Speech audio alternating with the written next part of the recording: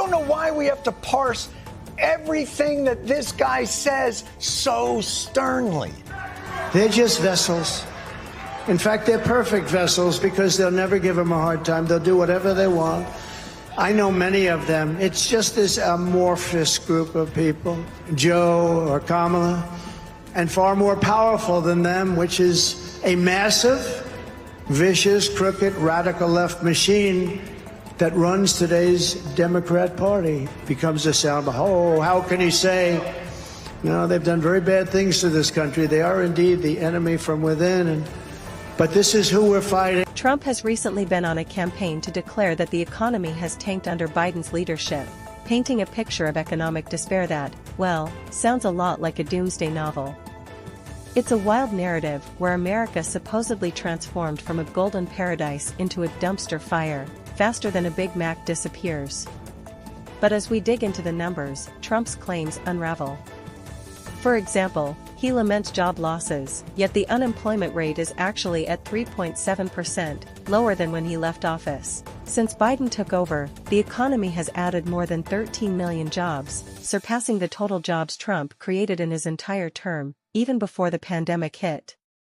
Trump's economic forecast, much like his tan, seems more fiction than fact. While he proclaims inflation is at its worst, it's actually been on a steady decline from a high of 9% last summer to around 3% now. It's as though he's shouting that the sky is falling while ignoring that it's a sunny day.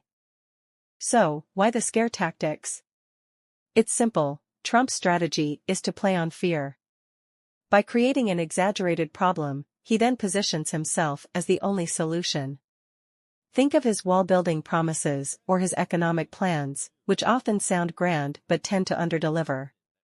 In reality, his advice on economic recovery is about as credible as taking dietary tips from a sumo wrestler.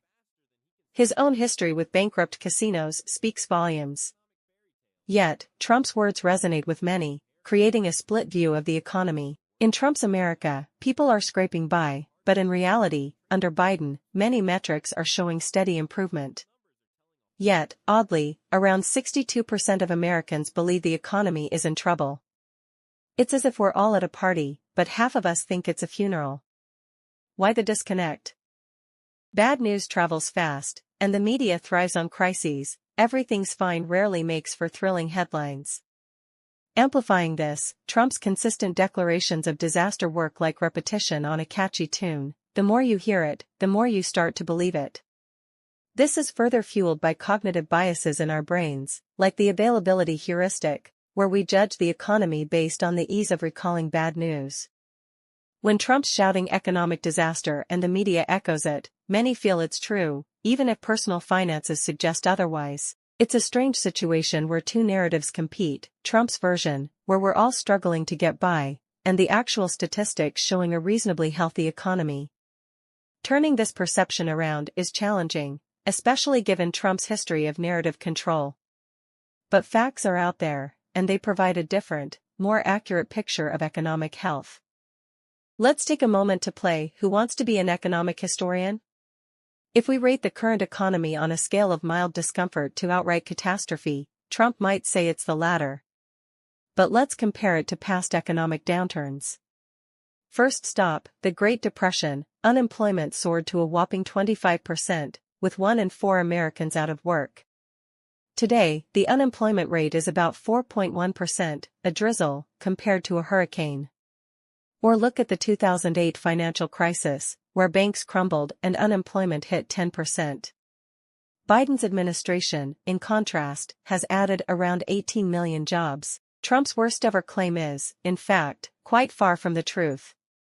Economic experts note that Trump's statements either show a lack of historical knowledge or an outright dismissal of it. But why let facts get in the way of a compelling story? Trump's narrative ignores other severe recessions, like in 1981, but fits neatly into his bid to reclaim relevance. In reality, the current economy looks more like a mild cold compared to the economic plagues of the past. Americans aren't eating shoe leather or selling apples on the street. In fact, we're not even in a recession. Trump's exaggerations might make good sound bites, but when we look at the facts, they hold little weight. So why does his narrative seem to stick? Well, Trump is excellent at harnessing repetition, and the media often amplifies his statements. It's a blend of fear, selective memory, and sheer volume, as Trump knows that repeating a story enough makes it stick. It's like an infomercial jingle you just can't shake.